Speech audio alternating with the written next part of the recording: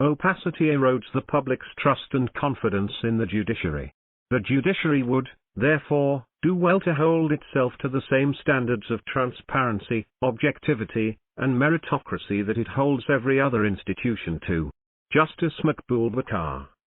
In early 2019, the Judicial Commission of Pakistan, JCP, approved the nomination of Justice Qazi Amin to the Supreme Court, shortly after he retired from the Lahore High Court while being 26th on the list of seniority. Writing for these pages after Justice Amin's nomination, this contributor had bemoaned the opacity that shrouds the Commission's proceedings and the fact that judges not confirmed by the Commission have their competence questioned while also becoming victims of unwanted whispers and murmurs. Such concerns may have been dismissed as exaggerated at the time, given that Justice Amin's nomination has been approved unanimously. Nonetheless, nearly 4 years later, the issue of appointments to the Apex Court has fractured relations between the bar and the bench while also paralyzing the functioning of the court. Moreover, given the escalation of differences between the Chief Justice and the senior puisine judge, as evident from the bitterness that characterized the previous meetings of the Commission, it may be time for each side to take a step back from and review their unflinching positions. The seniority principle, while a section of the judiciary and the majority of bar associations advocate fidelity to the principle of seniority in the absence of objective criteria for judicial appointments, another section of judges insists that merit alone ought to dictate appointments to the Apex Court. Nonetheless, the seniority versus merit binary is entirely illusory given that the two are not mutually exclusive. Additionally, the life of law, in the words of Justice Holmes, has not been logic.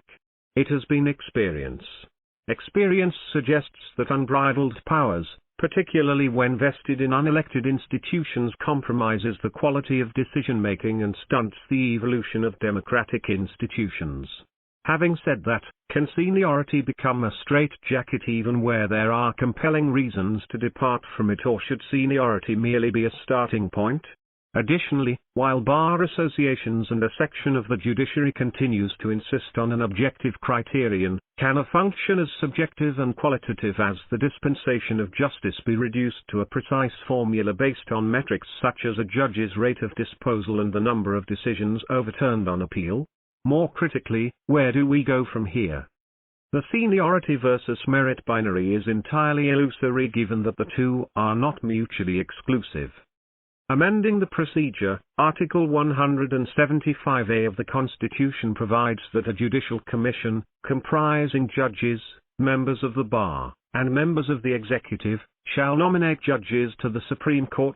Introduced through the 18th Amendment, the purpose of Article 175A was to democratize the process of judicial appointments by making it more inclusive and representative. Notwithstanding the unanimous passage of the 18th Amendment, however, Article 175A was watered down through the promulgation of the JCP Rules, 2010, by judges who continued to view the executive's role in judicial appointments with suspicion.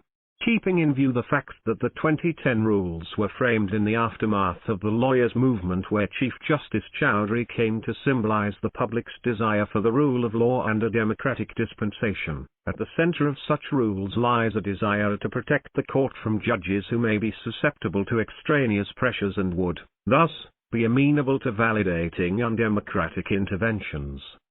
Unsurprisingly, the rules conferred unbridled powers on the office of the Chief Justice, with Rule 3 of the JCP rules stipulating that only the Chief Justice of Pakistan shall have the power to initiate nominations to the Supreme Court.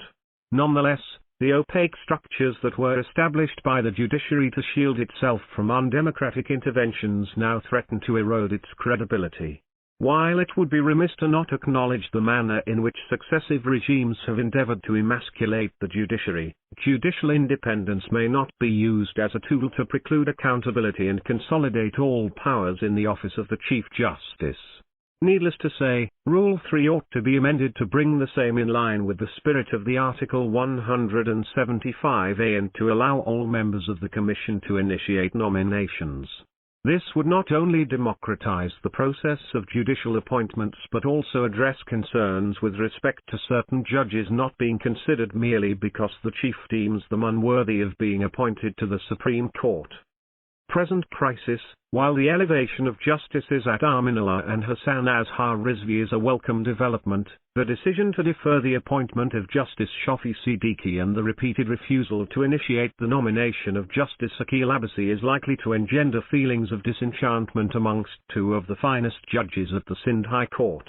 Given the importance of maintaining the federal character of the Supreme Court, and considering that 3 of the 5 vacancies at the court emanate from the retirement of judges from Sindh, the JCP ought to amend Rule 3 and initiate the nominations of both Justice Abbasi and Siddiqui. Will the members of the Commission review their positions in the interest of preserving the legitimacy of the Apex Court? Will the process of judicial appointments be amended to make it more inclusive, or will judges who are censured for being nominated despite being junior continue to face unnecessary embarrassment due to the Commission's failure to undertake meaningful reform? More critically, can those dispensing justice at the High Courts expect justice from their own colleagues? The fate of judges and the fate of justice hangs in the balance. The writer is a lawyer. Twitter, @MoisBeig26. Published in Dawn, October 29, 2022.